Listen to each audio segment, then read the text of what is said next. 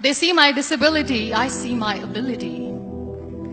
They call me disabled, I call myself differently abled. There are some incidents that happen in your life. Those incidents break you, deform you, but they mold you into the best version of you. And the same thing happened to me. I was 18 years old when I got married. My father wanted me to get married. And all I said was, if that makes you happy, I'll say yes. And of course, it was never a happy marriage. Just about after 2 years of getting married, I met a car accident. Somehow my husband fell asleep and the car fell in the ditch. He managed to jump out, saved himself. I'm happy for him. But I stayed inside the car and I sustained a lot of injuries. The list is a bit long, don't get scared. The wrist was fractured. Shoulder bone and collarbone were fractured. My whole rib cage got fractured. And because of the rib cage injury, lungs and liver were badly injured. I couldn't breathe. I lost urine and bowel control. That's why I have to wear the bag wherever I go. 3 vertebrae of my backbone were completely crushed. And I got paralyzed for the rest of my life. I finally ended up in a hospital where I stayed for 2.5 months. I underwent multiple surgeries. One day, doctor came to me and he said, well, I heard that you wanted to be an artist, but you ended up being a housewife. I have a bad news for you. You won't be able to paint again because your wrist and your arm are so deformed, you won't be able to hold a pen again. Next day, doctor came to me and said, your spine injury is so bad, you won't be able to walk again. Because of your spine injury and the fixation that you have in your back, you won't be able to give birth to a child again. That day, I was devastated. I asked my mother, why me? And that is where I started to question my existence. Why am I even alive? And that is where I realized that the words have the power to heal the soul. My mother said to me, this too shall pass. God has a greater plan for you. I don't know what it is, but He surely has. And in all that distress and grief, somehow or the other, those words were so magical that they kept me going. One day I asked my brothers, I know I have a deformed hand, but I'm tired of looking at these white walls in the hospital and wearing these white scrubs. I'm getting tired of this. I want to add more colors to my life. I want to do something. Bring me some colors. Bring me some small canvas. I want to paint. So the very first painting I made was on my deathbed, where I painted for the very first time.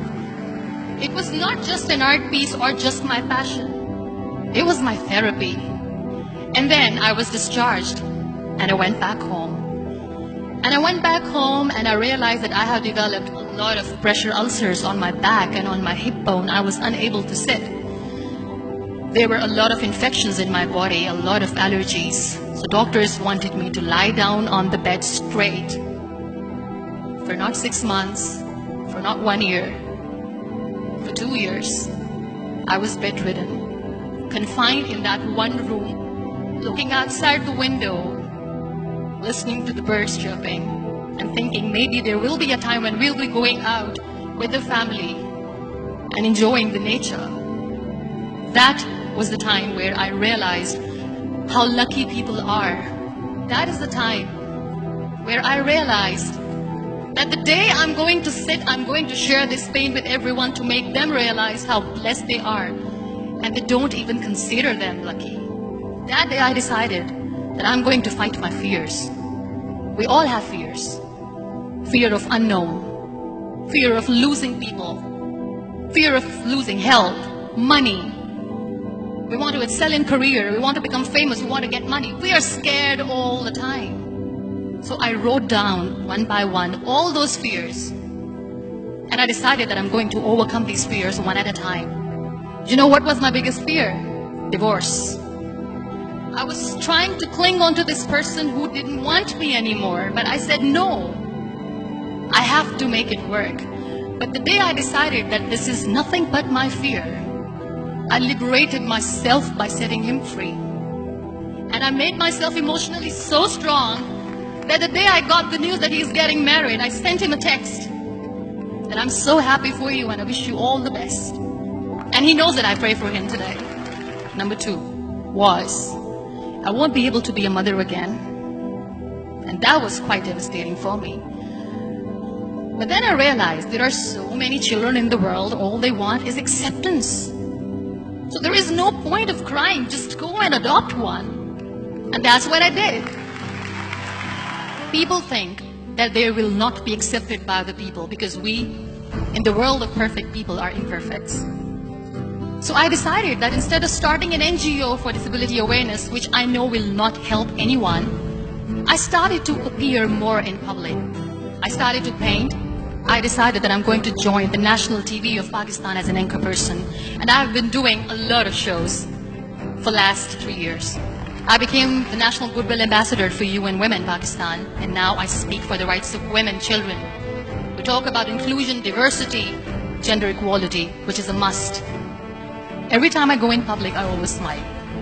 It's always a big toothy smile on my face, and people ask me, don't you get tired of smiling all the time?